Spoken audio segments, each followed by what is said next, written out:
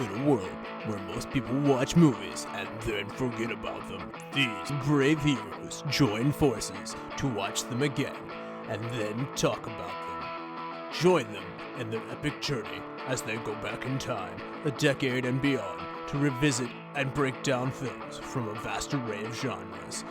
Do these movies hold up over time? Are they classics? Find out on Retro Movie Roundtable. Starring your hosts, Brian Fry, Chad Robinson, Dustin Melbartis, Nathan Lutz, and Russell Guest.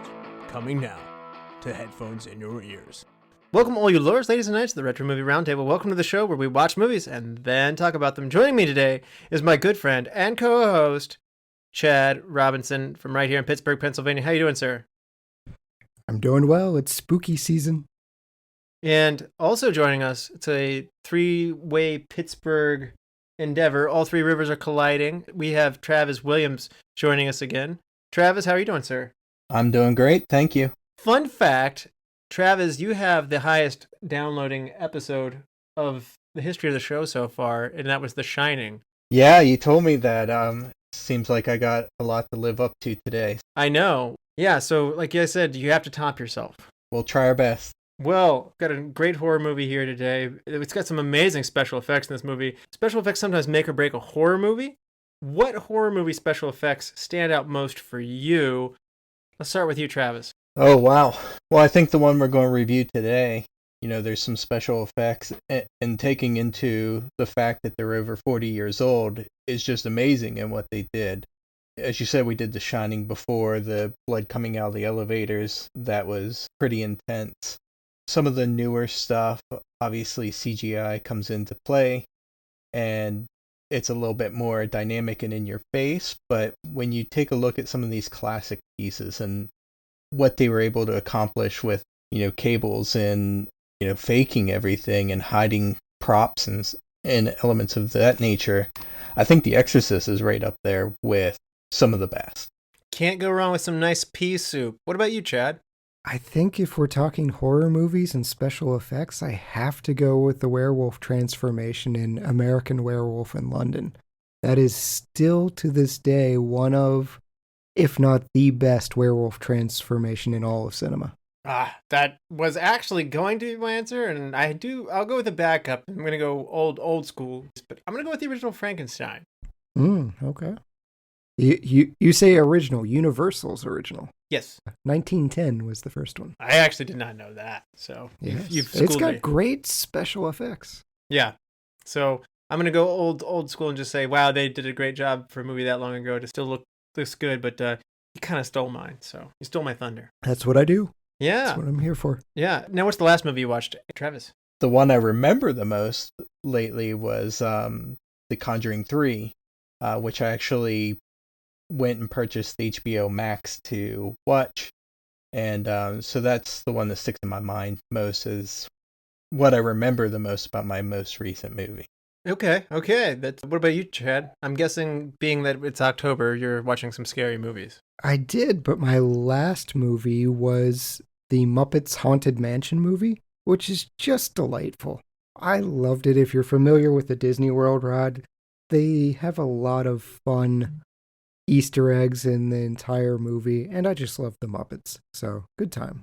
Yeah, sign me up for that one. I was doing a little bit of, I guess you could say, unholy scares movies. I did The Right from 2011, which is an Anthony Hopkins flick, and it's not as bad as that groan that Chad's saying, but it's certainly not as good as the movie that we're about to talk about today. So it takes a lot of influence from this movie, and so many do.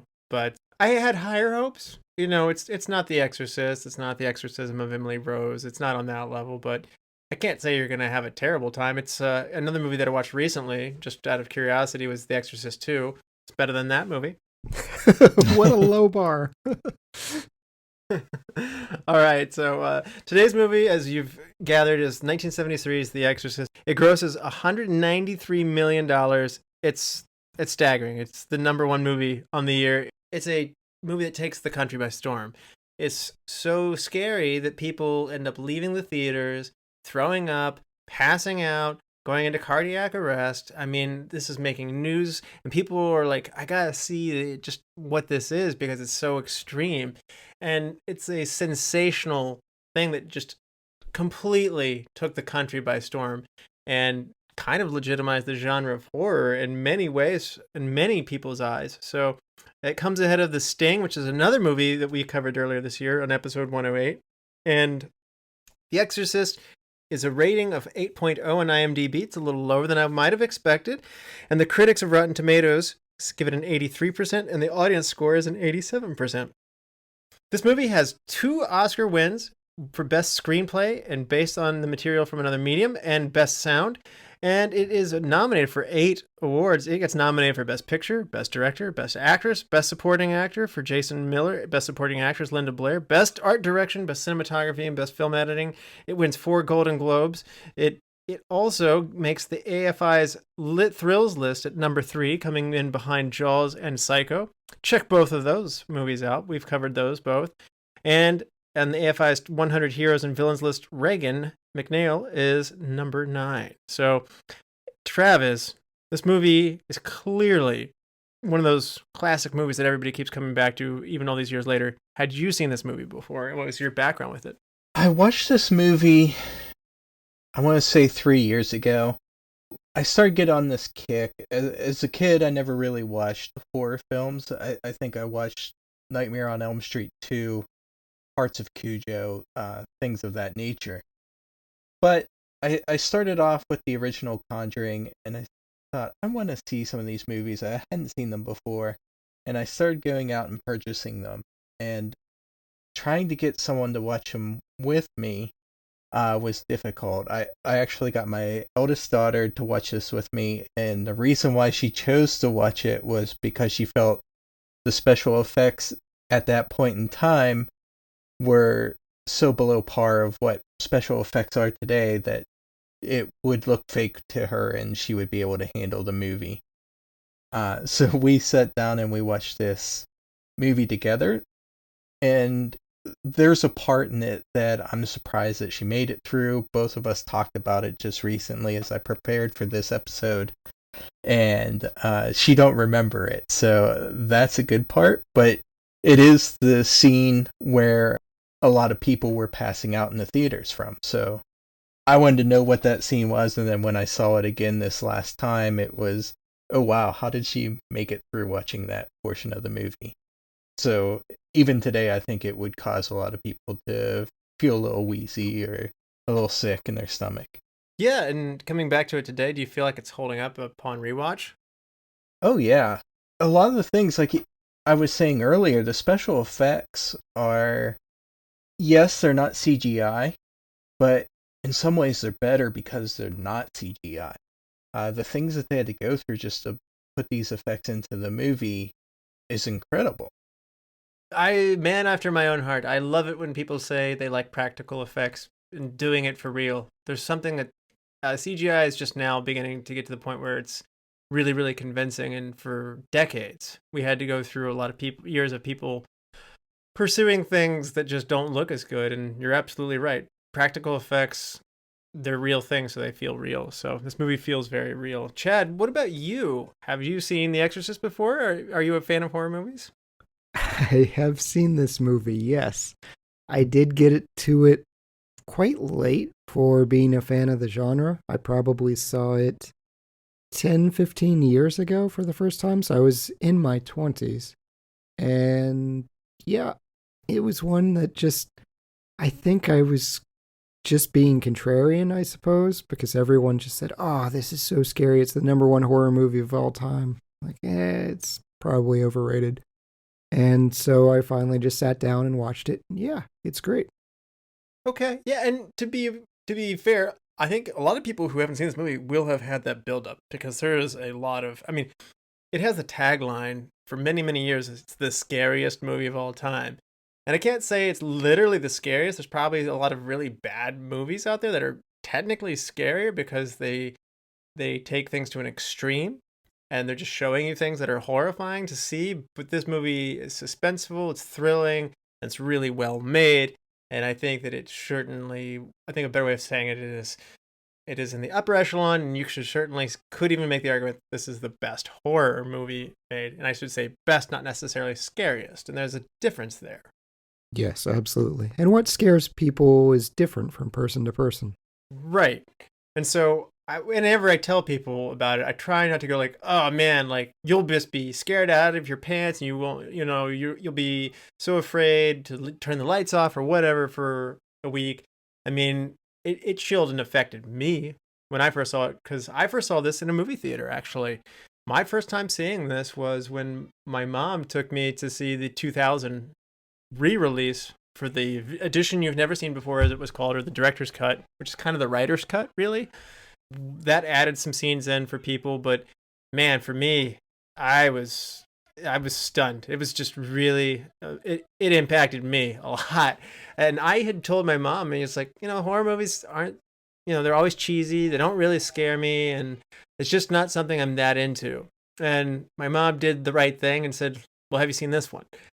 And I cannot imagine watching this movie with my parents. Ever. Yeah, it was one of those things where she had seen it before and she knew what we were getting into, but it was just me being down on a genre and a type of filmmaking, and my mom was just, it's kind of like, if you're acting uncultured and you're sitting there like, I hate Broadway plays. It's like, no matter who you are, you'll find one that's awesome for you. Like, there's so many kinds out there. Don't rule out the whole thing.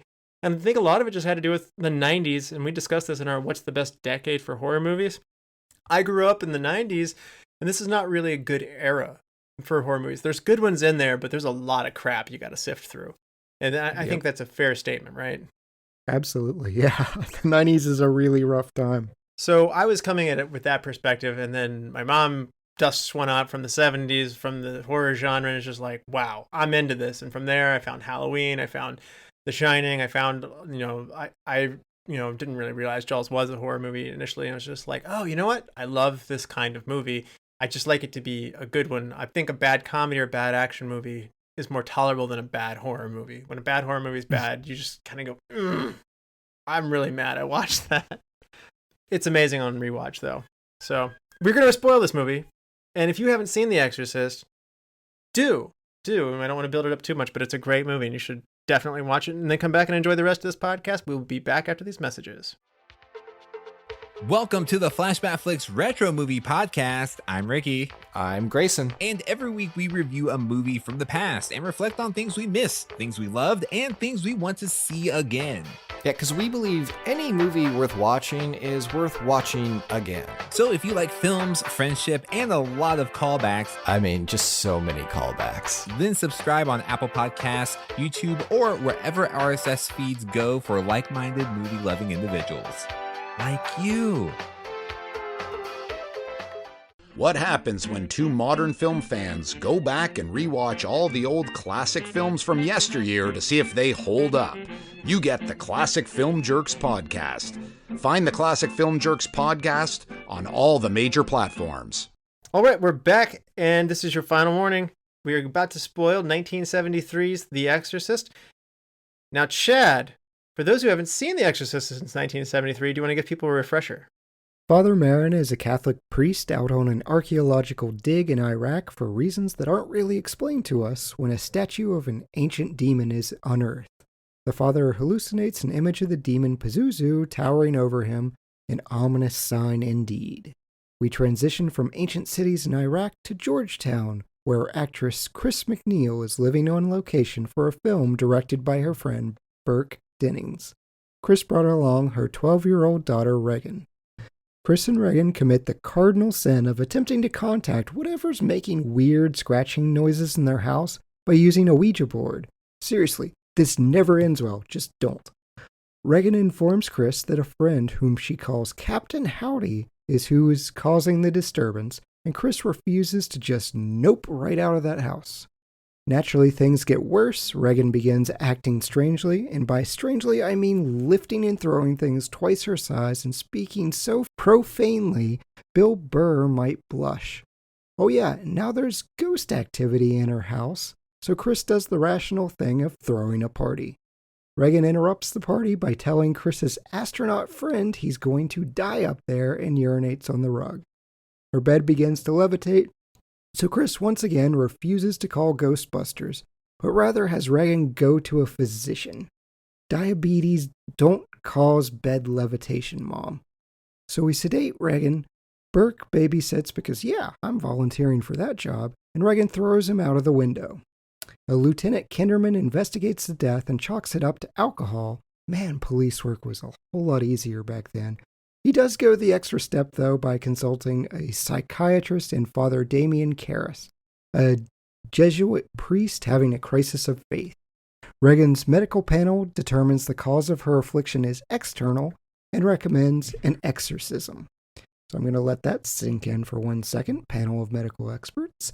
They get Father Karras because he's a psychiatrist and a priest, but feel he's outmatched and call Father Marin to lead. A series of horrific and vulgar acts ensue, most of which I can't talk about, until Karras is thrown from the room. He returns to find Father Marin dead of an apparent heart attack and Regan laughing. Enraged, Karras leaps on Regan and demands the demon leave her and enter him. The demon agrees, and now possessed Karras turns to harm Regan. With his last ounce of strength and humanity, Karras leaps out the window, killing himself and defeating the demon. All right. That's very, very thorough. And man, this is a chilling one, but this is more than a possession movie. I actually want to start by talking about how this movie is a well-crafted story that's not just designed to scare the crap out of you. Travis, I mean, we have good characters here. Do you like the story? I do. And actually, the story is kind of taken by the writer, the original writer of The Exorcist, from an actual exorcism that occurred in 1949. He read about it in the paper, got really enthralled about it, and decided, this is what I want to write about.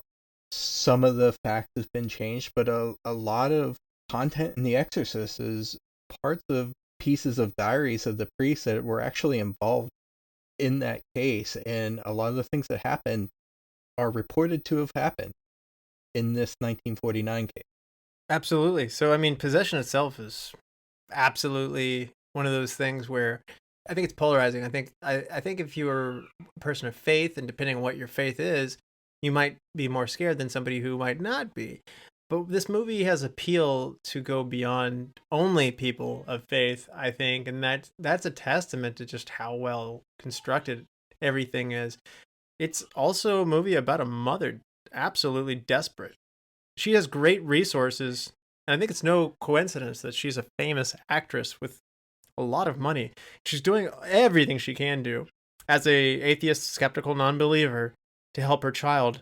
And even if you're not somebody of faith, the parts where you see her having her child evaluated and they cannot find what's going on, if you have a loved one and they don't really know what's going on and something's going on and it's getting worse, that's terrifying. I mean, the first half of this movie isn't about demons. It's about a mom trying to help a child, and then the medical field isn't able to help her. And that in itself is actually quite a struggle to watch and is very scary. And when you get into the parts that actually are, stuff flying around the room and stuff like that, it's pretty late in this movie that this stuff comes into play. Good characters are a major part of what makes this movie so great and enduring to me. Chad, do you like the story? I do, and I think what elevates this from things like The Taking of Deborah Logan and other type of possession movies is you hit a little bit of it with Father Karras, and it's a crisis of faith movie for him because he's trying to reconcile with the loss of his mother and whether or not he still believes there's a God. And so we have that crisis. We have a little bit of almost crime mystery with the lieutenant. So he's got Lee Cobb is amazing. We covered him in 12 Angry Men. So we've got fun interactions with this mysterious death. Okay, yeah, we chalk it up to alcohol, but we're going to dig a little bit and find out more. And we just peel back layer after layer. And I think this movie, based on Blatty's script and his book, it does everything so much better than the typical genre of an a possession film or an exorcism film. I think it's really interesting, as you pointed out. You have the Kara's struggle with faith. You have the mother's desperation to help her child, and you do have the detective, but you also have this mysterious figure in the beginning, which is Father Merrin in an archaeological dig, and it's an extra interesting choice to set the table this way. And we don't really know him as well. They make a prequel about him. It's not as well received. And Father Merrin is kind of this guy is mysterious that comes in to do the exorcism. And you're juggling 4 really main elements with 4 really heavy characters. And it's a lot to ask a director and a screenwriter to keep going and to do all this.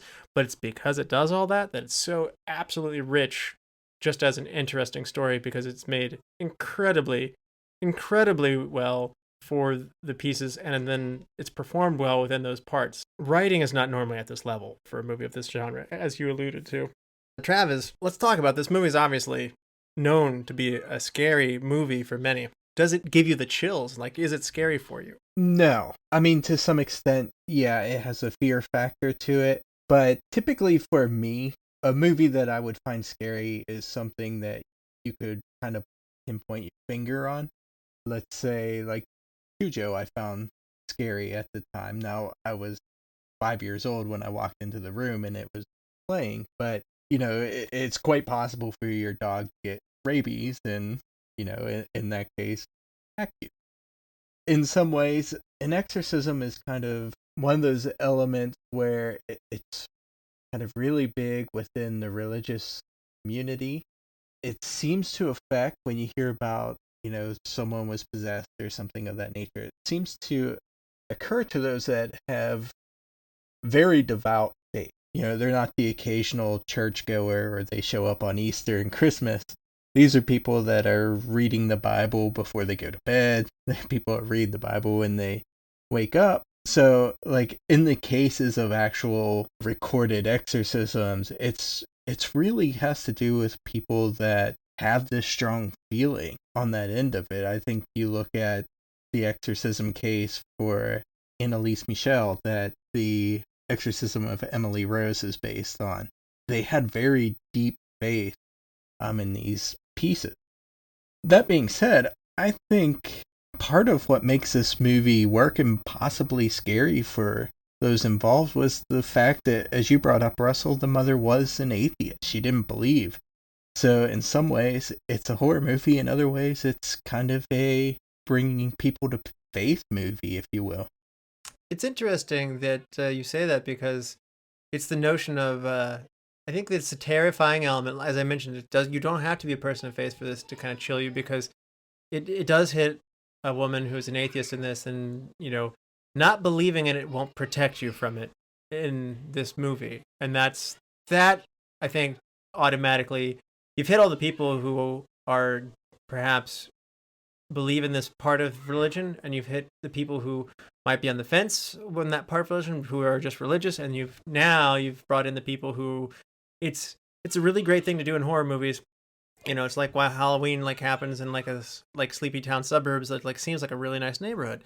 It's not safe anymore. You've taken something that's safe and you've made it not safe. And for me, and Chad will attest to this, I think one of the things that gets me the most in a movie is when you take a child or a kid who's very innocent and you put them in the line of fire of, you're fighting to save this young soul, this young person, and they're in an enormous amount of suffering, and they contrast it so beautifully. She's such a happy child, and she's a delight, and they introduce her to you, and then, man, everything that she becomes is just absolutely terrifying to me. So if something so happy and simple and innocent as that can be turned into something of so much pestilence, disease, and pain and suffering, and just a complete change of everything that person is, and even the notion that person would be, and they're grappling, for me, I think that's one of the toughest things. It puts me at the edge of my seat anytime in a movie where there's a young child in threat. So it's just one of those things of the stakes are very high for me. Yeah, this is an interesting one because it should check all those boxes for me, but I'm kind of in the same boat of I don't find it scary at all. I am a Christian. Now, obviously, this movie is dealing a lot with faith. I actually have a friend who is a priest who's been on an exorcism. He was kind of in Father Karras's role. Told me, yeah, there's some wild things. Wouldn't really talk about much else. So, this movie as a whole is just, it's interesting to me. I appreciate the art. I appreciate everything it does well and the story it's crafting, but from the standpoint of possession films, they don't typically affect me very much. And it's a little unfortunate. I do think these scares are, you mentioned there, it hits the non-believer, but I do think it's far more targeted towards a religious audience, or at least like Father Karras, a lapsed religion, even that crowd, the ones that have the background. To your point, yeah, the devil doesn't care if you believe in him or not, as far as this movie goes, or a demon. They don't care. It doesn't matter to them. But yeah, I do feel like it's trying to hit that religious crowd a little bit more. Director William Friedkin said that making this film made him come to believe in demonic possession. William Peter Blatty was somebody who was a comedy writer, oddly enough, unemployed, and just came to writing this after hearing the cases Travis had mentioned, and he looked into it and talked to people, and through searching through it, it's one of these really strange things, and Karras actually has this moment. This is really great in the story. By confronting great evil, in essence, that was confirmation for him that there is evil and the devil and demons do exist, and therefore that God is there, and that brings him back to his faith. I was kind of joking about it earlier, but when I first saw this, I was kind of like, I'm gonna go home and just read my Bible a little bit, just for it can't hurt. Are there any pigs nearby that you can cast demons into? No, but you're right. I think there's a lot of, as you say, there's a lot of kind of push towards a religious side to it. And I think some of that's kind of put forward when she's talking with the doctors.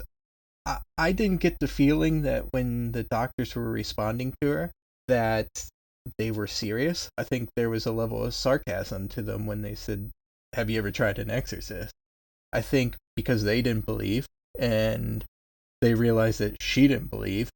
But really, she was a very powerful woman that was really laying into them for not having an answer. I think the line is something along the lines of, I'm paying you all this money and you can't tell me what's wrong with my daughter. So I think there was a push, but I also think like they kind of pushed back at her and threw in some sarcasm to it. Yeah, it was interesting. They did provide the backup, though. They said something to the extent of, well, we don't believe it actually works, as in there's a demon, but it has been proven in some cases almost as like a sugar pill. Okay, well, the patient had some mental affliction, and then they believe the demon is cast out, so they're fine. Yeah. Yeah, that was an interesting angle of it, of how you get the medical community, a panel of medical experts to recommend an exorcism. Yeah, exactly. It's, if she believes that this is what's happening to her, then just telling her that you've freed it would cure her. There's lots of cases of people going to Israel and getting what they call Jerusalem syndrome, where they actually believe that they're Jesus and they start walking around and like doing everything that happened through the whole crucifixion of Jesus. So definitely that plays into a role, that there are, people that believe stuff, and if they believe it and you go along with the story, that maybe it will cure them. Yeah, it's interesting, Russell, you mentioned the guy was a comedy writer, because throughout this story, I forget how funny it is. In the beginning, we're having some fun, and especially with the ribbing of Carl as he's going through, and the one guest is just determined that he's some Nazi sympathizer or part of the Nazi party, and he's like, I'm Swiss. There's a lot of kind of funny things going on here. The mom even says, well, in response to, are you going to marry Burke? Well, I like pizza, but I'm not going to marry pizza. So it's now that you say that, it makes sense that some of that gets to shine through. Yeah, yeah. And I think another thing that we touched on, but is this was a controversial movie at the time. You think? Unfortunately, Linda Blair's receiving death threats. This child actress is receiving death threats from people who were saying that she's glorifying Satan. And she had to have bodyguards placed at her house, which I think is extreme and terrible because, I mean, she's an actor and she did an amazing job. But the original trailer consisted of images of this white-faced demon flashing out of the darkness, and it was banned in many theaters. It was deemed as too frightening just based on the trailer. And originally, this was released in the UK, and a number of town councils imposed a ban saying that you can't show this in England. Boy, that's great because it makes people really want to see it when you tell them you can't see it. And, Right. Everybody would load into buses, and they'd have like these Exorcist bus trips where people would travel to other towns that were showing the film. And it received 18 certifications, so like a M17 rating in Israel, and Lebanon flat out banned the movie, and there were a number of other countries in the Middle East that banned it. And as a film goer in the 1970s who saw this original release, one guy even fainted and broke his jaw in the seat and sued the studios of Warner Brothers and won and got money out of it.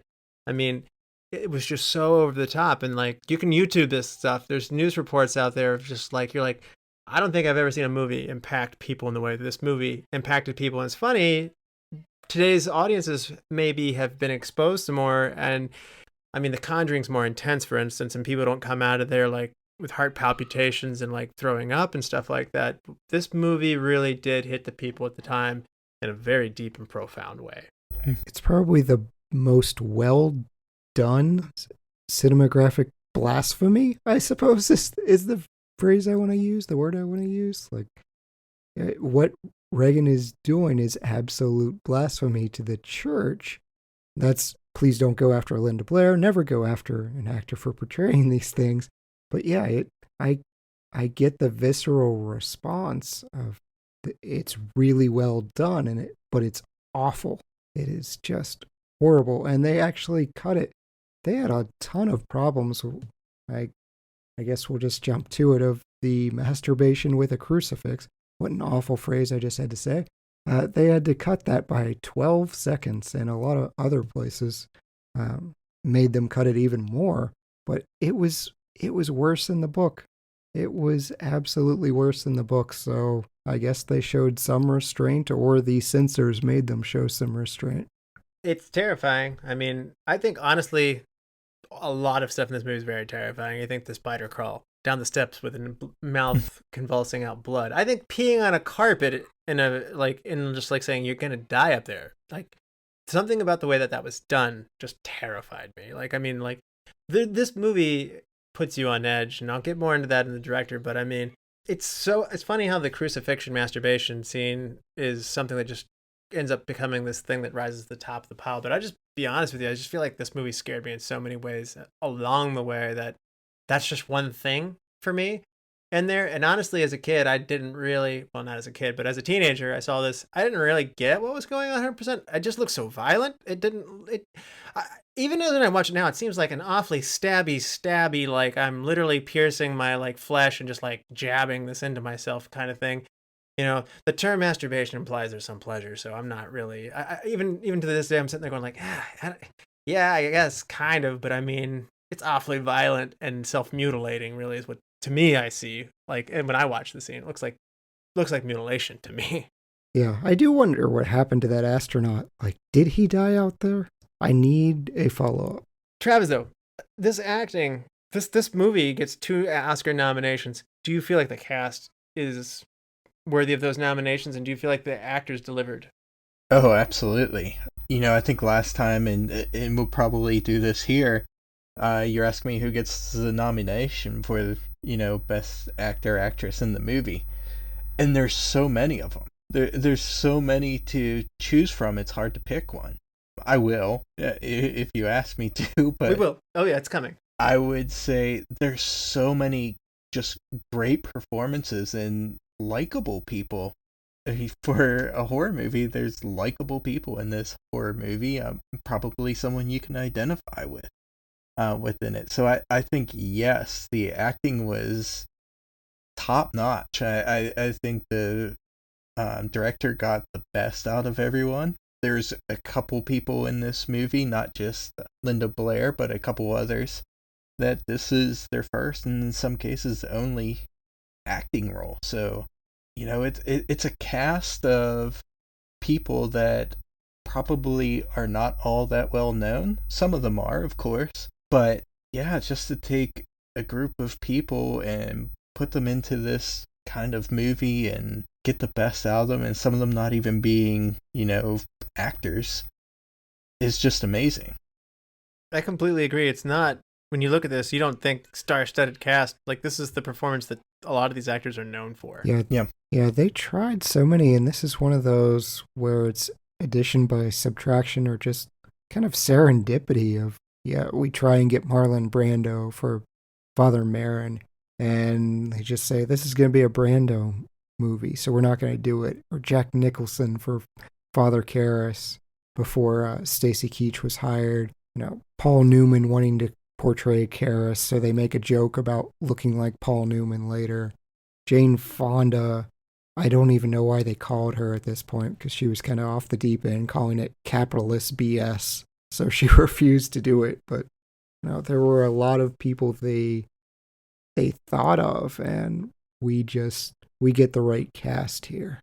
You're right, and a lot of the heavyweights that you're mentioning didn't want this because, again, horror at this point is not held as a serious acting gig. Audrey Hepburn was actually William Friedkin's, the director's, first choice to do Chris MacNeil, and I think she would have done an amazing job of this. And Warner Bros. Supported him on that, but she would have required the film to be made in Rome, where she was living at the time, and they didn't want to do that. It was a big deal to keep it in Georgetown, where it's set, and the writer, wanted it in Georgetown, and I'm kind of glad that I felt like that worked out. I might have been tempted to go to Rome, though, for Hepburn on this one, because she's awesome. But Anne Bancroft from The Graduate was another consideration. Shirley MacLaine, as you mentioned, Jane Fonda, Barbara Streisand, Gertrude Page. And at the end of the day, Ellen Burstyn was the actress who actually wanted this. And she aggressively campaigned for the role of Chris MacNeil. And she called up Friedkin and told him she had to play this role. And it was her aggressive doggedness that won her the role, paired with other people not really bending over backwards to get the role. So when it is one of those things where if you're interviewing a bunch of people and the person who really wants it, you're like, well, they really want this, so they're going to give it all they got. So that's kind of how Ellen Burstyn got it. And she committed to it. She sustained permanent spinal injury during the filming sequence where she was thrown by Reagan because they had a man pulling a rope. And they pulled her too hard, and they really hurt her back. They pulled her too hard the first time in a cut they didn't use, and she said, don't pull me so hard. That really hurts. And then, unfortunately, Friedkin, he's an insane man. Like, this director's off the deep end, and he's just like, just pull her harder, twice as hard. And the stage guy's like, okay, well, that's his boss. So he's like, he has to listen to him, and he does it. And she hurts her spine. She's lying there on the floor, like, in pain. And then he's using that cut in the film. So when Travis says this is real, at sometimes Friedkin takes this way too far with his actors and not trusting them as being actors. Like, he's evoking true fear and pain in them. Burstyn went through a lot on this one, but as I mentioned, this is what she'll be known for. Yeah, what is it, Travis, with you and selecting directors that just torment their actors? Because I know that's how The Shining went down, too. Yeah, I know. Firing guns near someone's head, which, by the way, I never do. If you're ever curious, just don't. Tinnitus is a thing. Don't fire it near anyone's ear. And the actor's getting understandably upset. Jason Miller saying, I know how to act scared. I'm an actor. You don't have to do this nonsense. Referring to, Friedkin would come up behind him and, fire a gun next to him. Yeah. And, it would startle him, and then he'd use that startled appearance and adrenaline on the screen. He definitely would go too far. You may recall when we did True Romance, Patricia Arquette asked to be slapped. To get a shaky vibe on this one. Well, unfortunately, Father Dyer, who's played by William O'Malley, to get him to have that full impact of being shaken and upset at the end of the movie, that when Karras is lying on the ground, he flat out belts him across the face and then shoves him out there and says, go. And, it's like, that's abuse. I mean, he didn't ask for that. So, I mean, Friedkin is a mad man. And that is one of our non-actors. He's actually a Catholic priest. Yes. He's a real priest. So can you imagine backhanding a priest to get a scene? Yeah, you're not acting priestly enough, priest. Slap. Exactly. Or like the gun part, there's the story of, hey, where are my guns today? So he'd have a shotgun hidden in one spot and a pistol hidden in another spot, and he would use those to get reactions from people. So yeah, he routinely fired guns on the set, not just once to get Jason Miller to go. He did it constant to put people on edge and make them look like they're on edge. Yeah, Max von Sydow was the actor the guy who played Father Marin. He was the one who would come into the studio and just be like, I need to know where the guns are. Like, like, I'm going to do my job, but I need to know where the guns are. You mentioned one that really stuck me as, like, bad. Jack Nicholson was somebody they considered for the role of Father Karras. That would have been horrible, I think. That would have been so bad. 100%, yeah. Yeah, Father Karras needs that almost haunted, sullen look, and I think Jason Miller's background, correct me if I'm wrong, he was the reverse of Father Karras. Like, he started studying to be a priest, and then he went into psychology, and then he went into acting. I was going to say, he was a stage actor, I think, before going into this one. This is, if I'm not mistaken, this is his first role that he takes in the movie. Is that right? Yeah, he contacted him and said, this is me. And he gets an Oscar nomination out of it. So, and I say deserved at that, too. And he beat out a lot of people they were considering very deeply. And honestly, I just don't feel like people like Gene Hackman, Jack Nicholson, Pacino, Walken. These guys are just not right for the role. Burt Reynolds was another one that, like, struck me as, like, that's not, Elliot Gould. They had some big names for this role. And I was just like, none of these are even remotely good. I'm so glad they went and got an unknown for this one. And that was something that, that they kind of felt was important. You don't know when you're watching this who's going to live and who's going to die, because you don't know who this not made with big name stars. Like, if you have Marlon Brando in the film, you're kind of like this, like you said, Kat, it's a Brando film or it's a Paul Newman film right away. And with this, you're not really clear with that. Paul Newman did not need the number 1 and 2 movies in the box office that year. Stay away. I do think Newman could have done that part well, actually. Yes, he could. That was the one I was going to say, like, Legion Cobb's awesome, though. Yes. Voice acting. When you hear the voice of Reagan, it's done by a woman named Mercedes McCambridge, and she is the voice of the demon, and she insisted on swallowing raw eggs, chain smoking to alter vocalizations. She was a recovered alcoholic, and she asked to let her drink whiskey to distort her voice anymore, make her go into a crazed state. And she wanted to have a priest on hand, just, as she was going off the wagon and going into a dark place. And she took this to an extreme. We talk about extremes from William Friedkin, the director, but this voice actress, holy cow, talk about committing to a part that you're not even seen on. Right. And she wanted to be tied down so that she sounded like she was someone that was tied down. The idea is that there's many, many voices coming out of her. And so, between, I guess, shots of whiskey and packs of cigarettes and eggs, it worked. It sounded like multiple people.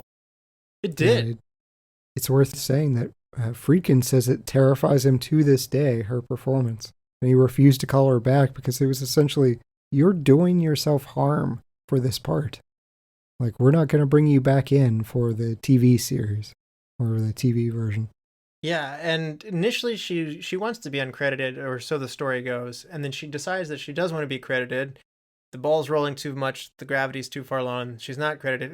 And honestly, it adds to Linda Blair's clout if people believe that that's Linda Blair's voice, which I'm not sure why anybody thought it was, to begin with, to be honest with you. There's no possible way that young girl can sound like that. And that is not, to me, negating her performance. She's amazing in the role. She had to sue Warner Brothers to get her name back on this, so a little unfortunate.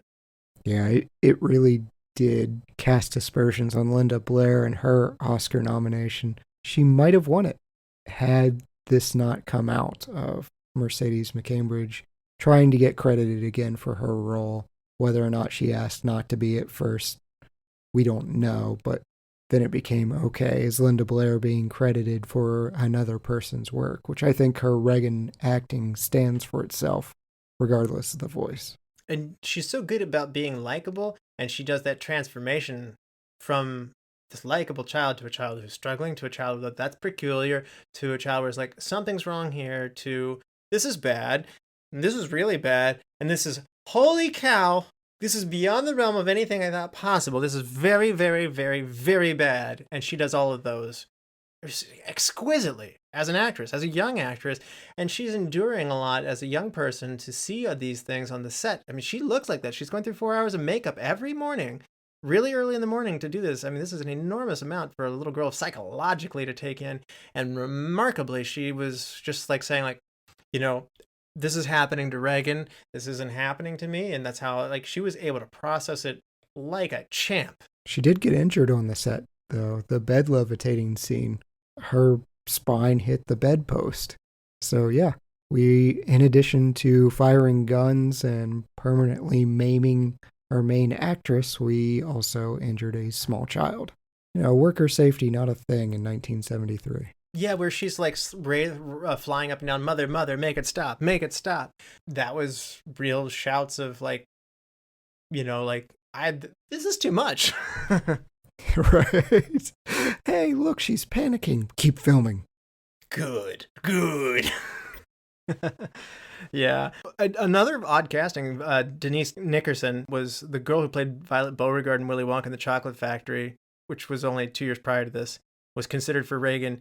She plays such a despicable character in that. I'm not sure I could ever like her ever again, so I'm glad they didn't go with her. You have to like Regan. Man. Fair enough.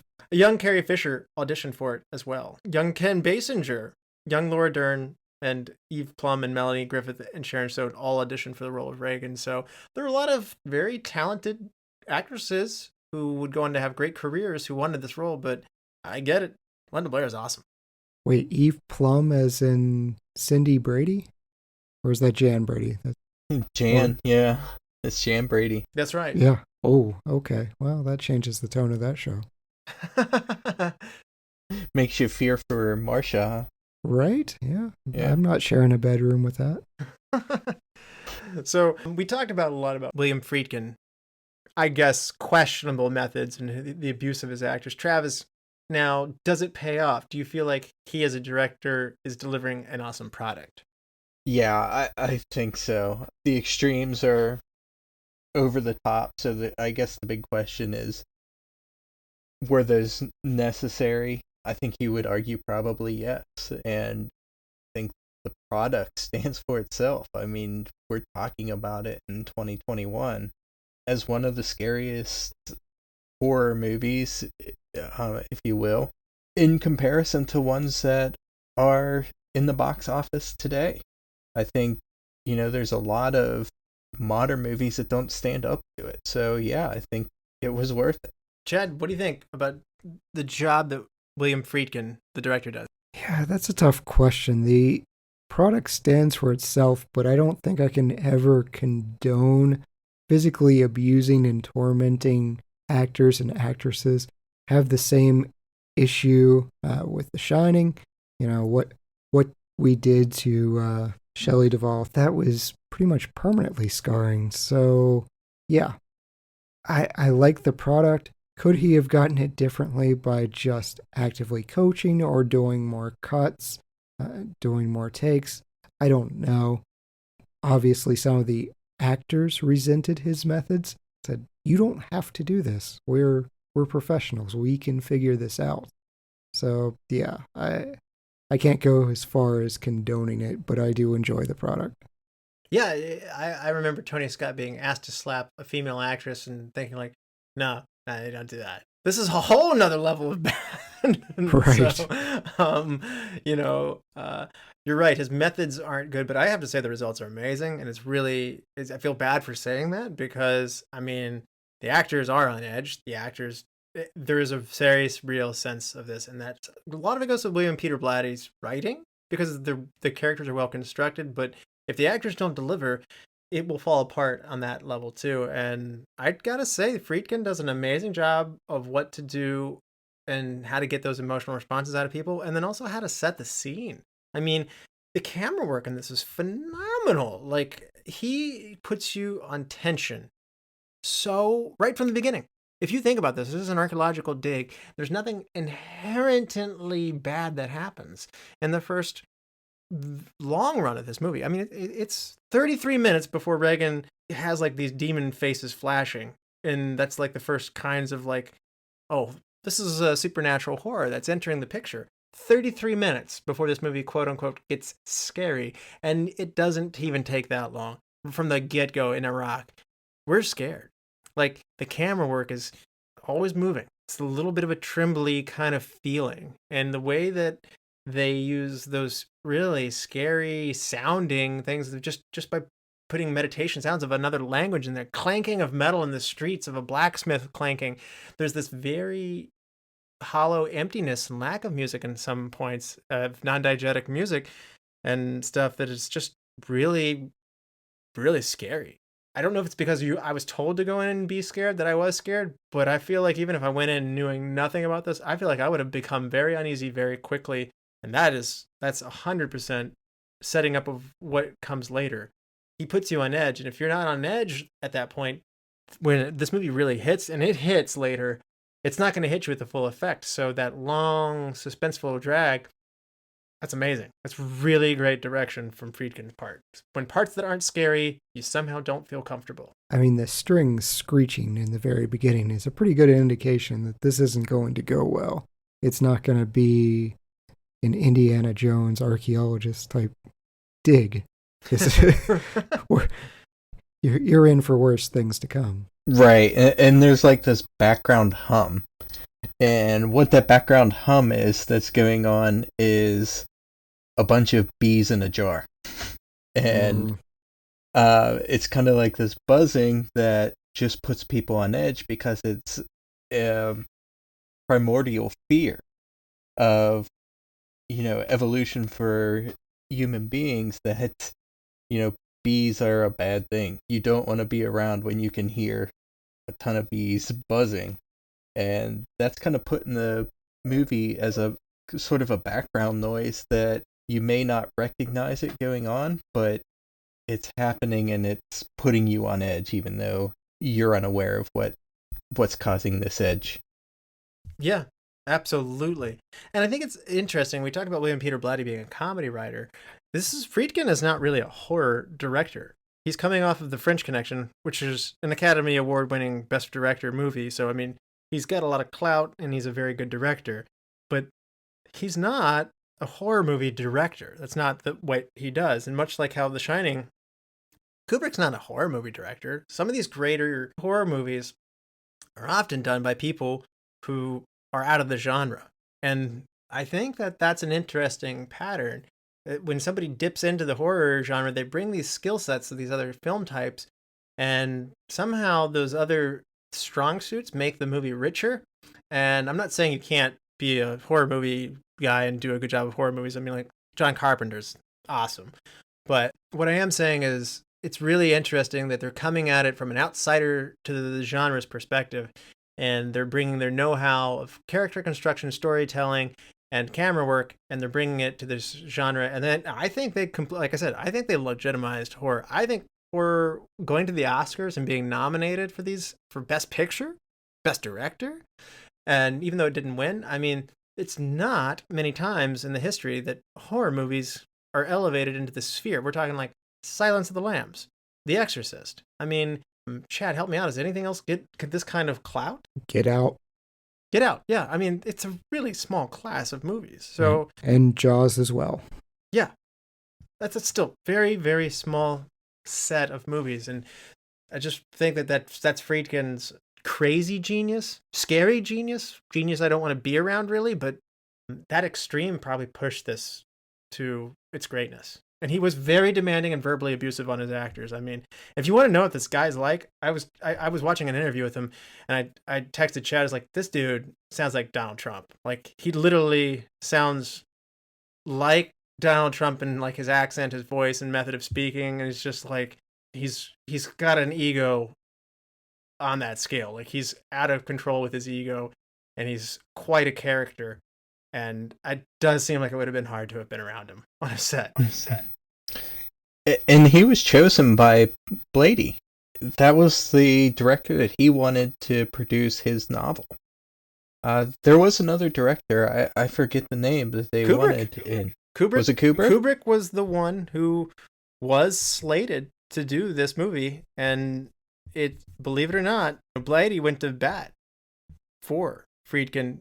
Kubrick wanted to do the film too, but only if he could produce it himself. And he was worried the film would go over budget, take too long to do. Blady really went to bat for Friedkin, and so there was a standoff between the studio and Blady, and the writer got his way on this one. Talk about no wrong answers. I mean, and by the way, Kubrick said, great job. Like, he really praised Blady's work on this one. So even though he didn't get it, he certainly was very praising of it. This movie is already 2 hours and 12 minutes long. We do not need Stanley Kubrick getting his paws on it, because it would be like 3.5 hours long. We cannot get this movie any longer.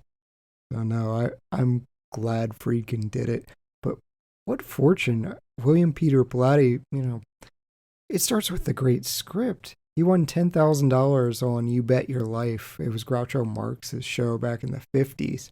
And Groucho asked him, hey, what are you going to do with the money? He's like, I'm going to take some time off to work on a novel. And this was it. So, yeah, that Groucho gets thrown in the director's cut. Lieutenant Kinderman says, hey, Groucho Marx is playing Othello as a throwaway joke, but that's where that came from. I derailed you, Travis. You were saying something about like Blatty versus Kubrick and the comparisons there. Oh, no, I just think both of them were amazing in the two films that we've covered here. But I think they were the right choices for both movies. It's funny, Blatty talks about, if you see Blatty and Friedkin on film together talking, they are hilarious. They're like a bickering married couple. Friedkin is just such a crazy over-the-top character. Blatty is actually quite likable, but very defensive of his creation at the same time. And watching these two people who have such strong visions going back and forth with each other, it is interesting to watch the sparks fly and how they work, but at the same time, it is also very amusing. And Blatty took liking of Friedkin early because they went on a comedy movie. Friedkin was brought in to say, like, do you want to direct this? And Blatty was there, and he saw Friedkin basically tear the guy a new one and say, this movie is terrible, it's awful, it's garbage, I would never make it, nobody should make it, it's total rubbish, and like threw the paper out on the table and like walked out or whatever. And Blatty was a comedy writer, knew it was not very good, and he liked that honesty. He liked that he didn't hold back, and that transparency, that abrasive behavior actually drew Blatty to him. The tone of this movie, though, I mean, I can't get off of it. Does this movie like just put you on edge or what? Yeah, I think so. I mean, there's, as you say, kind of the long start in Iraq that sets everything up, and to some point, as I think you mentioned earlier, it's confusing. You don't, what is the tie into this piece? And I can remember the first time I watched this, I probably wasn't paying as close attention as I probably should have, because I was trying to figure out how the demon possessed this young girl in Georgetown that this guy finds in Iraq, and I was thinking, maybe this is her grandfather and he sent her this piece, and not realizing that is the Exorcist. The man you see at the beginning is the Exorcist, the namesake of the movie. So, but there is, as you say, like the point on edge, the guy whose one eye is completely glazed over, right? That's the blacksmith, and the dogs fighting in the middle of the desert, and all these noises occurring in the background. I think just going through it puts you on it. Well, Reagan's going through all these tests to find out what is wrong with her. And to the point, that is one of the scenes that caused people to pass out in the theater. And I'm sure at the time it's not done this way as far as I know anymore. They're doing an MRI on her. And the machines, obviously, they bang and clank now, but back then, who would trust this new machine, this new technology that's making all this noise? But on top of that, they inject the fluid into her through her carotid artery. And so they shove this needle into her neck, and you can see the pulse of her heart as the blood is spraying out of the end of the needle. And this is what has caused so many people to pass out in the theater, is watching this girl's life force, if you will, leave her as they're running these tests on her. Yeah, I can confirm that they thankfully don't do that anymore. Yeah, that was an actual doctor that was working on her. So that was what added to the realism of that scene. Yeah, and I think, this is kind of a behind the scenes thing, I think, is one of the doctors in the room, he has a beard. They don't really say who he is in the movie, I don't believe. But he was an actual doctor. Quite a few years afterwards, it's found out that he's pretty much a serial killer. The devil made him in real do it. life. Yeah, so, the curse of the movie, if you will, here's one that's not really brought up in the curse, but hey, the doctor that's operating on her, injecting this fluid into her body is a real life serial killer. The camera work really is amazing. How can it be that going up a set of stairs or walking from one bedroom into another bedroom can be so fear-inducing? I mean, Friedkin's really doing some amazing work here. I mean, this isn't just like cheap jump scares. I do think they do have a jump scare, like when she goes up into the attic with the candle and stuff like that. There's a little bit of misdirection like that, or like when, say, the church has a statue that's vandalized. That's not necessarily the main plot line that this is going on, but these moments do kind of startle you for the first half an hour. Obviously, it picks up in the middle of the movie, and there's a lot more scary stuff than that. But I mean, just simply walking down the street with the song Tubular Bells playing is terrifying for some reason. Or seeing a homeless man on the subway when Father Karras in his dream sequence, he's an amazing scare factory when it gets down into it. It's just like, it's almost like the movie Chopped or something like this. Like, we need you to go from the dining room into the bathroom and make it as scary as possible. Go. The lighting, though, it really adds to it. You mentioned Tubular Bells, which is one of my all-time favorite horror themes. I think it's one of the most chilling out there.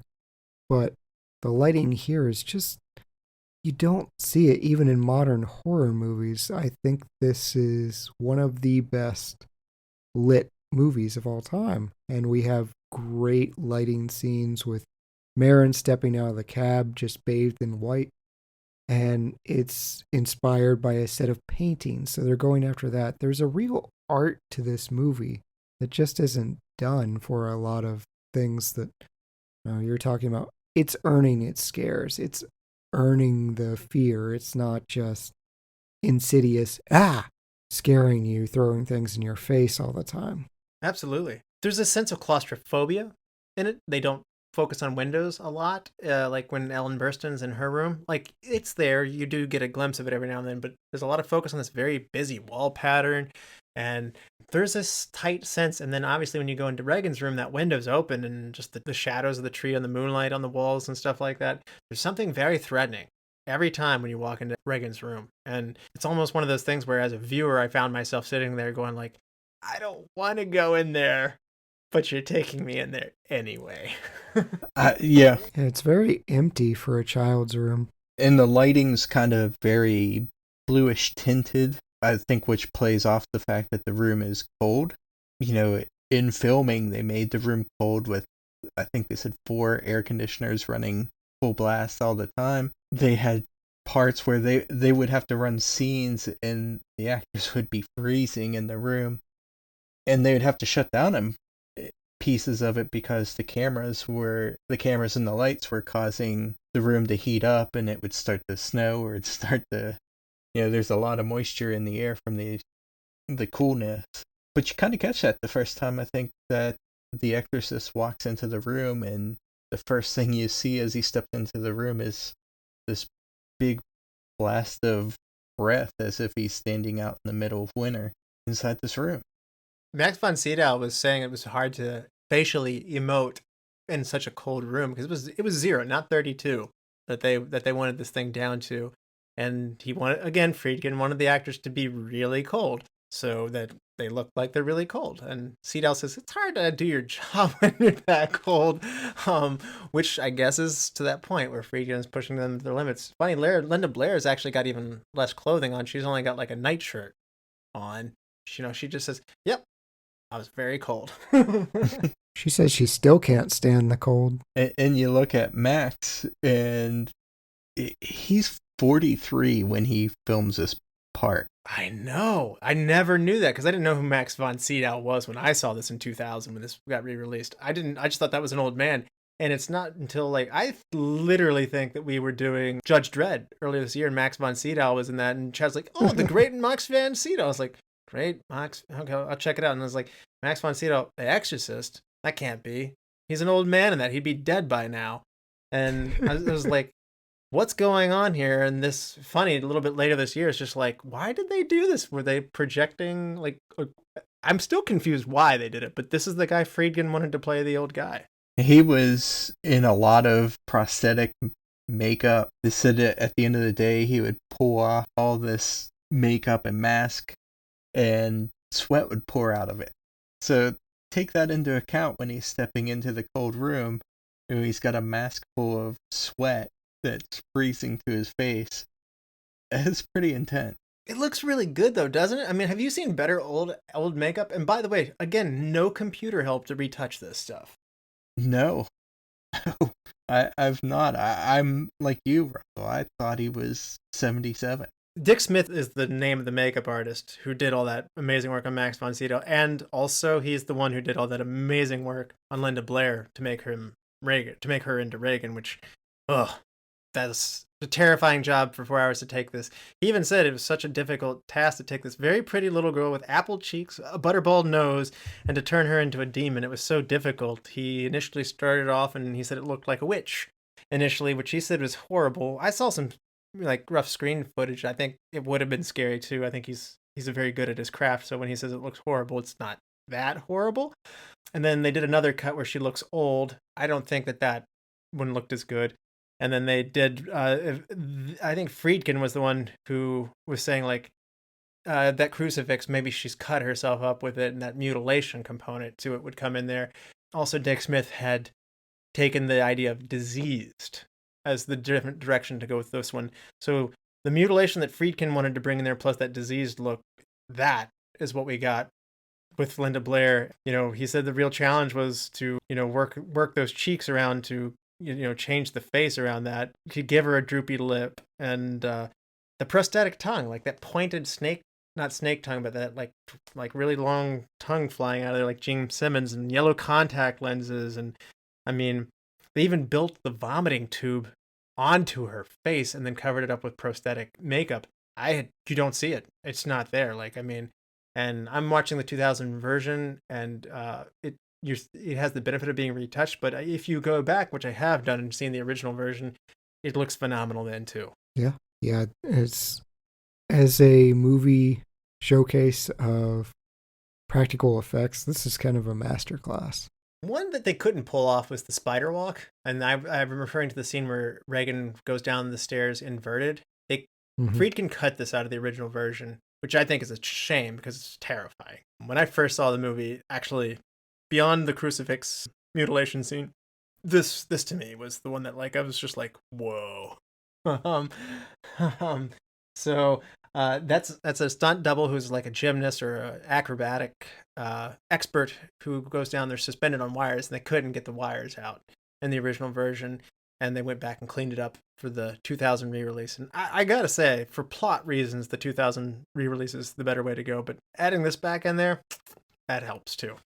And think about that part in general. That's what the movie's known for. If anyone says The Exorcist, I think it's even been parodied in other movies, this spider walk, and it never appeared in the movie until it was remastered. I think the other one would be the head spin too, where the head turns 100% all the way around. Now, Blatty said it wasn't supposed to do that. If you read my book more closely, it was just supposed to turn a lot from side to side aggressively and be menacing. Obviously, nobody can do 360 degrees, but Friedkin got a hold of it and again, his job is to scare people too. So like, Blatty was the one saying like, let's take this seriously.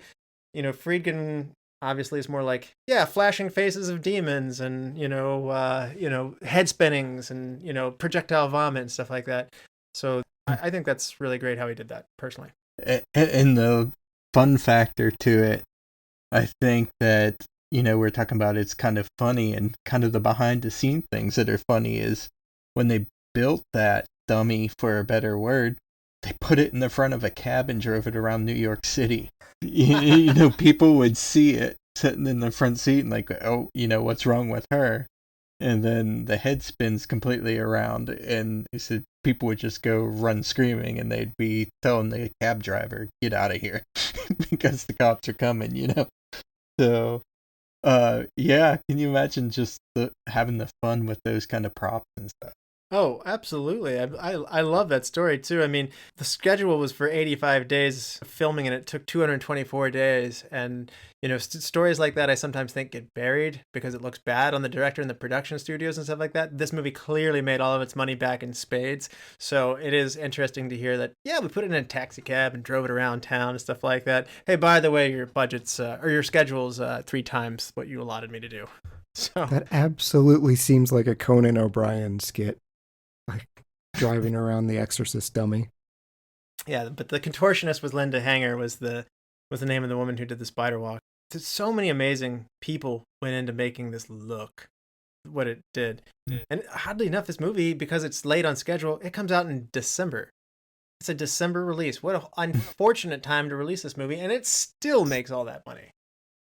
It's not just a December release, it's December 26th. Yeah. I would not see this at Christmas time. I couldn't do it. So does that make Exorcist a Christmas movie, like Die Hard? I think Chad would say yes, but no. There's not a Christmas tree anywhere in the room when they're singing songs or anything like that. No, I guess not. There's snow.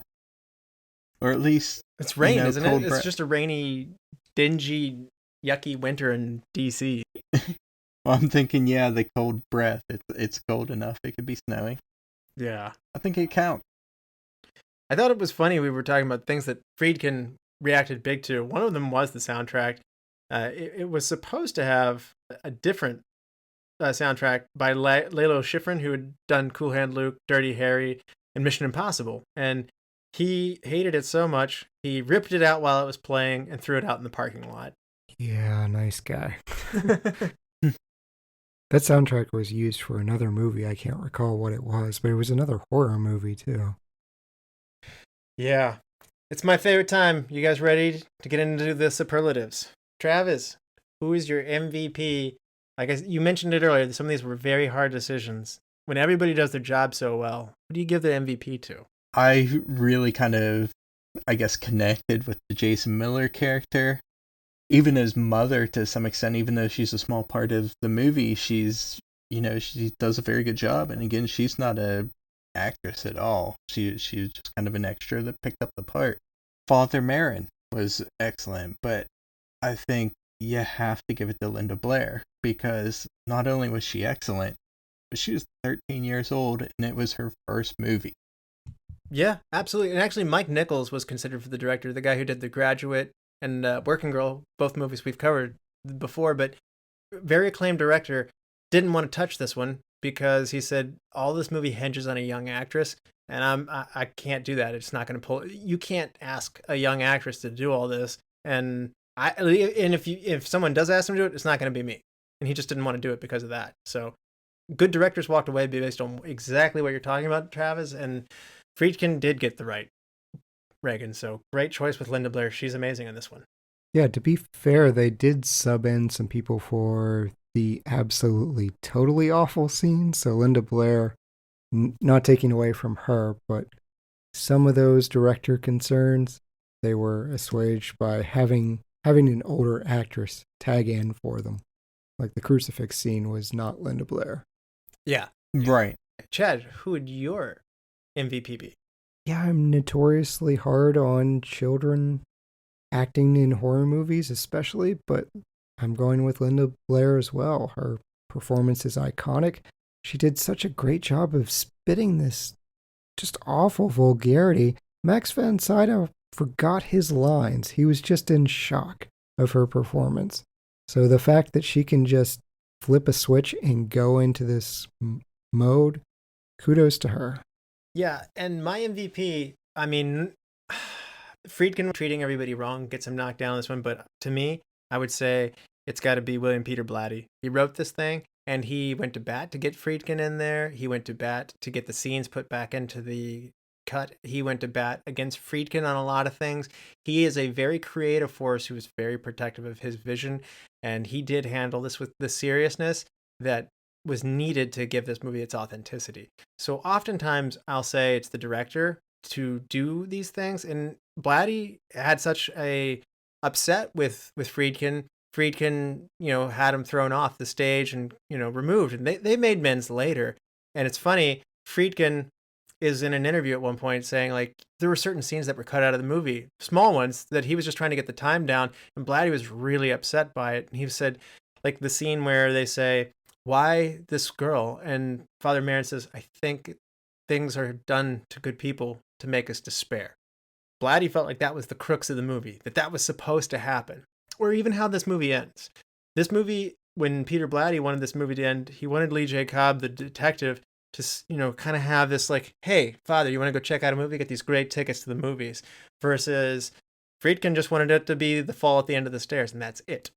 And Blatty said this movie is not supposed to just be about despair. It's supposed to have hope in it. And the fact that she drives off into the sunset, she's okay. And that there are people who remembered what happened here and that there's still good in the world is a really important thing. These are major things that make it go down better for me. And I think Peter Blatty saw to it and wanted that and was very protective of that. So long answer, but I think this writer had more to do with the success of this than a lot of movies. Good choice. Best supporting actor. Boy, this is going to be hard. Travis. I said earlier, I'd have to go with Jason Miller. I think Jason Miller was brilliant in his role. He felt like, when you think of priests, you think of people that are a little bit more elevated, that have that connection with a higher power. And I think he humanized being a priest and, things that he's struggling with. And some of the things that he does is things that, everyday people do. And I just felt that his part in this movie was great. And really, like I said, it come really down for me between him and Linda Blair as the best. And she kind of wins because she's a 13-year-old girl doing these things. Yeah, and those were your Oscar nominees, so you're not wrong. So, Chad, what about you? Best supporting? I went with Lee Cobb as Lieutenant Kinderman. I love every single one of his scenes. As the movie podcast, I've got to throw it out to the movie guy. He's talking about, I like to watch and critique movies. It's like, all right, yeah, we should have him on the podcast. So, yeah, 12 Angry Men, he was my favorite part of that as well. So, Lee Cobb. You're going to laugh at this, but I mean, literally when I saw this in 2000 and Lieutenant Kinderman's like, I like to sit down and watch movies and talk about them afterwards, kind of critique them like you were saying, Chad. I was like, I would love to go do that with this guy. And like, that sounds amazing. And the tickets are free? Yes, I would do that in a heartbeat. Fast forward all these years later and here I am. So it was literally influenced by Lee J. Cobb in its own little way, I believe. So good call on that one. I'm going to go with Max von Sydow. He's an old man, and it's not just Dick Smith's makeup. He looks and he's moving like an old man. I never would have believed it. Like the fact that I had seen this movie how many times, and I just didn't know that this was a young man playing an old man. And he's so good as this powerful character of strength, even though he's physically struggling. He's at the end of his rope in terms of his life, but he has this amazing presence. Great job. And I kind of put Jason Miller in the best, like the front actor role. So I didn't kind of consider him for supporting when this came to it. So he's amazing too. He didn't get an award for me. Ellen Burstyn was amazing too. So gosh, this was hard. Hidden gem, Travis. If you watch closely, there's cutscenes of the demon showing up. I think he's on the stove when she bursts into the house when Burke is lying dead outside. Mm-hmm. in the wallpaper as she walks up the steps. The initial filming of this, just because of the way film was in that day, the flashes of the demon's face are intended to be a flicker. You're not supposed to see them. They're so in the forefront now, I think, because you can pause it and rewind it and, hey, is that what I saw? But it's really a kind of foreshadowing, or probably where the Fight Club got the idea to kind of do the same thing. That's a very interesting point and connection. I mean, yeah, this movie's so influential to so many movies. It spawns a whole genre of movies that imitate it, but that's a great point. And those demon faces really got me. I mean, if I wasn't on edge before, I was on the very, very, my fingernails were dug into the ceiling at that point. Chad, hidden gem. I'm going back to my man Carl, played by Rudolf Schundler. He's just fun comic relief. His protests of not being a Nazi while being hounded by the drunk guy at the party. I just enjoyed his character. My hidden gem's got to go to Mercedes McCambridge. The voice acting on this. I mean, it's not necessary to take your voice acting to such extremes, but this might have been the only person who Friedkin might have been like, you know what? Maybe relax a little bit. Okay. Recast. If you had to recast somebody and put somebody in their place, it's going to be hard, but you got to do it. Chad. She was nominated for an Academy Award. I'm still replacing Ellen Burstyn. I'm going to replace her with Dee Wallace. I kind of want the Scream Queen of Dee Wallace in this movie. Wow. Okay. I also thought Ellen was a bit too harsh. Like, she was a bit too awful. Oh, wow. I like that desperation that she exudes. I don't think she's going to be pleasant when you want your kid to get help and she's not getting help. Plus, she's used to getting her way. She's a Hollywood star.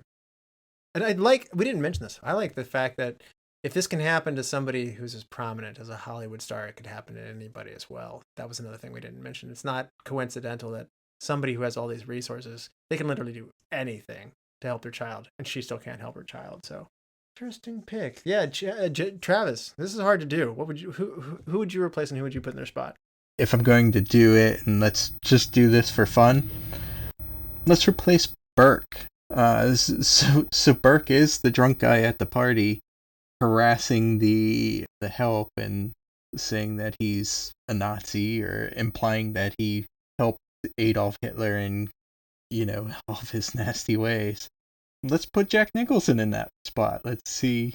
I think his craziness kind of would peel off in that same respect. But quite honestly, the actor that played him, he did a phenomenal job as well. So I don't know if you can replace anyone, but if you are, let's have a little fun with it. Okay. I like it. No, and sometimes it takes courage to do that. When it doesn't work, you just power through it. So that's definitely a great way of doing that. For me, I'm going to go to the woman who's taking care of Reagan, named Sharon. Kitty Winn does the role of Sharon, who's kind of the woman who helps with that. This is a total overcasting, but what if Meryl Streep did that part? Yes, that is an extreme overcast. Yes, you were right. Best shot of the movie, Chad. There's a shot with Reagan that's silhouetted in the window as it's thrown open, and there's smoke billowing behind her, and then the statue of Pazuzu appears in the background. It's just a gorgeous, effective shot of the awful transformation happening inside of her. And that confirms that this is indeed some mysterious background that we have with Marin, that, he's encountered something to do with this particular demon in the past, which they don't flesh out in this movie, and I appreciate. It actually left room for a sequel to go into that didn't work out, but I like that. I like that they left the door open to look deeper into Father Marin's past. Travis, what was your best shot? I think the stairwell. I think there's a part where Chris walks into the room and sees the window open, then I believe they shoot to the stairwell and Burke's body at the bottom of it, and the stairwell is ominous. It's got to be 50 feet of stairs. No one surviving going down. In fact, the description of how he is found is pretty torturous. And it kind of foreshadows later on what happens with Father Karras. Like, he realizes that by making this jump and this leap out on the stair, there is no way that he's going to survive it. Kind of looking this up, there's a ton of questions like, is this the stair in The Joker? Is this the stair in, one of these other movies? It's just a set of stairs that looks like if I fall down this, I'm not going to survive. Well, I can tell you this much. It's a real place and people seek it out. So the stairs next to this house are a place that film fans and horror fans from all over make a pilgrimage to in Georgetown. It's a real place. The house itself, right next to that, they built an addition onto to make it look like it was believable that you could be thrown from the house onto the steps. So they took a lot of elaborate steps on that to make sure that was possible as well. So funny, they actually reshot that house in the sequel. They rebuilt it there. And then there's another sequel where they come back and they just don't even bother at that point. It's just like, yeah, the house. My best shot is going to be a transition. It's Marin gets a letter in the woods saying like, hey, you've been called to duty to do an exorcism. That Exorcist theme that the tubular bells kicks into gear.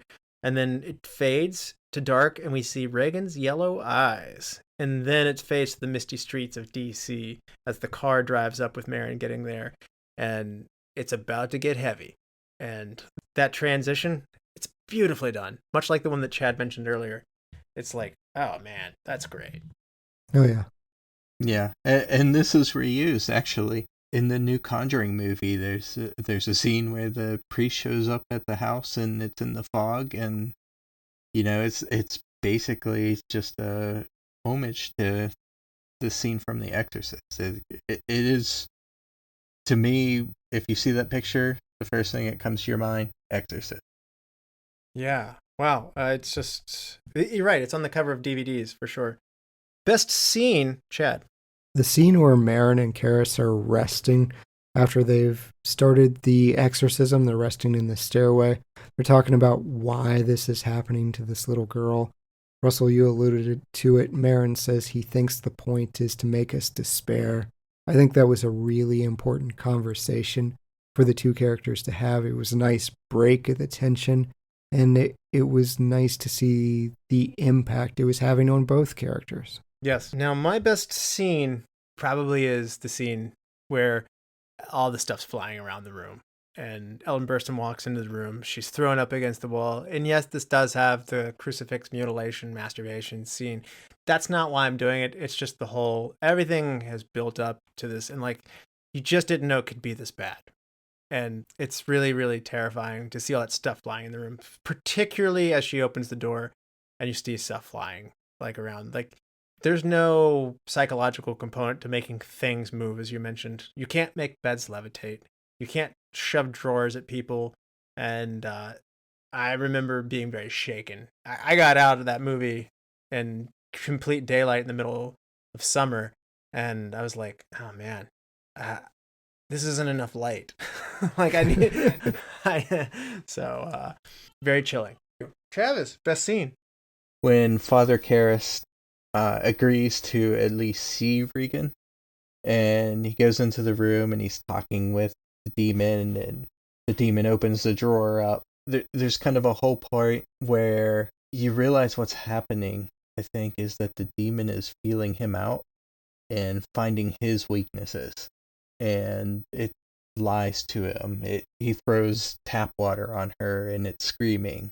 He asks it at one point, if you're a demon, untie yourself. The response is in time. At the end of the movie, she's sitting untied on the end of the bed. So that part where you realize that the real target really isn't her, she's just kind of the vessel that he's traveling in, that the real target is, Father Karras, and that's what he wants, is to corrupt the priest. And I think that scene was just kind of brilliant, even though it's not like a big action scene or anything of that nature. Just kind of the toying that's going back and forth. Yeah. Now, what's your best wardrobe or makeup moment, Travis? I think the whole pea soup part and the prosthetics and stuff that it took to kind of hide these things. the tubes are going back behind her, the actual special effects guys behind her, but the room's nice and dark. You can't see it, but you got this girl, she's in her nightgown, it's covered in this green vomit. She is just thrown up in the priest's face. His sweater's covered in vomit. For me, where they are destroying costumes, obviously, at that point, but I think just the amount of work that had to go into setting that scene, the prosthetics on her, the hiding of the tubes, the nightgown, it's just tops. Yeah, and Jason Miller didn't know he was going to get hit with the actual vomit. Like, he thought that was a real shock. Yeah, and there's a lot of talk, we've been talking about these shock scenes where people didn't know in their reaction. His reaction of just pure anger, of being spewed this hot pea soup is what it really is, but, this projectile vomiting into his face, that's for real. That's his real reaction. He is mad when that happens to him, and that's picked up in the movie. Anderson's brand pea soup. Not Campbell's. They tried Campbell's. It just didn't look as good as Anderson's. So, product placement for the podcast. Best wardrobe or makeup moment, Chad? We've talked about it, so I won't belabor the point, but making Max von Sydow, who's a man in his 40s, look in his late 70s, that's just astonishing even today. Dick Smith is a genius with makeup. There's no doubt about it. And I'll piggyback off what you said, Chad, but just for variety's sake, Reagan's face is astoundingly scary.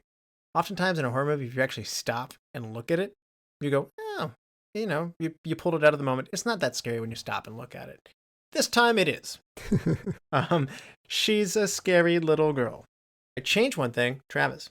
I know we alluded to the movie's 2 hours and 12 minutes long. Felt like there was a lot that was cut to make it fit together. In some cases, it came off a little bit confusing.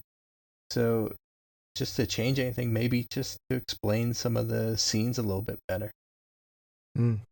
I think in many ways, to your point, they already kind of did this with that 2000 version. If I haven't tipped my hand enough, watch the version you've never seen before. The 2000 re-release is phenomenal. It's all original footage, and they've just cleaned up a few things here and there.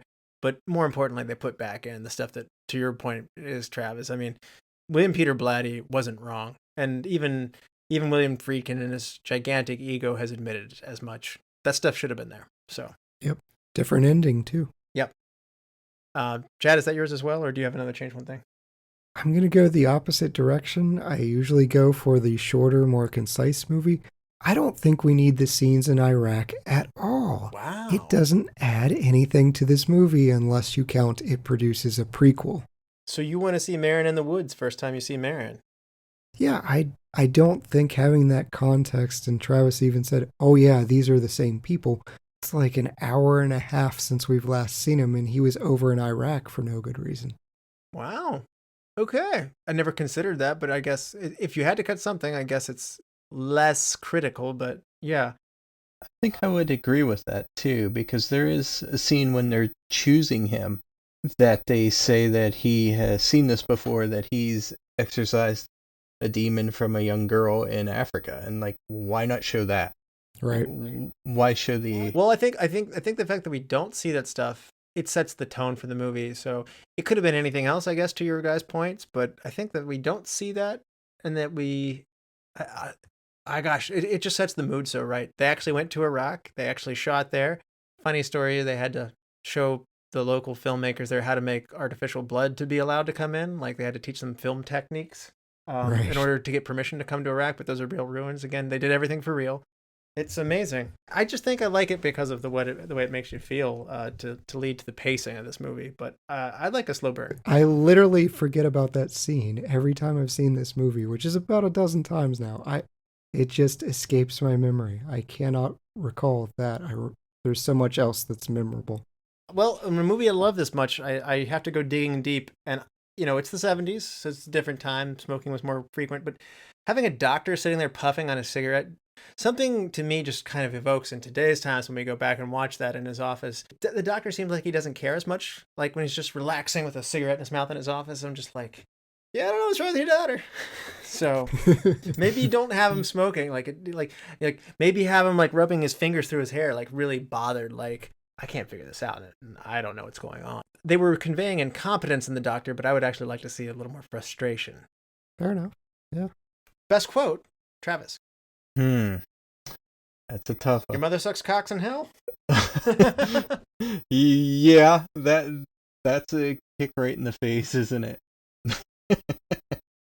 There's so many quotes you're going to have to bleep. No, I think you're spot on with that one. And I think the really spot on part about it is that Linda Blair actually said these things. Like, there's a talk about she might have lost the award for the demon's voice, but in reality, she's got to say them so the mouth movements are right. So I'm going to go with your mother sucks cocks in hell. You got to add Karis to that because that was the surprise. He's like, did you tell her about my mother?